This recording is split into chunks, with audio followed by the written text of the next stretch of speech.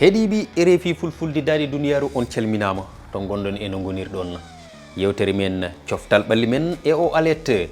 joyi lewru sappo ɓuru ujuni ɗiɗi e nogase joyi min jewte toɓɓe kewɗe eɗen gandi Ligue des champions ton to Europe ina jokki e fettedi kawri mbaɗi talata kame alarba eɗen gandi poletiri pottam lamiji mbaɗi gartameji mbaɗi won hen ni paɗinoko min jewtide hoɓɓe meɗen piren pacciren e ko hani hen yurnitede ko honno noon ne Ligue des champions banggue goɗɗo koɗo e Afrique lamdal men tan woni holko saabi ɗiɗo clubaji gonɗi e leydi men Afrique hirnangue kewani woɗɗoyde e ngoɗo folotira yiru ko jaraf mbo Dakar yaltinama guila kaƴe ka kecci ko wona ɗum ko tedduɓe oɗon gandi coupe du monde ɓe duuɓi nogas fayi less taw kotolata ballon ha joni nini fette oɗo saaha toon to Chili min gartu hen piren pacciren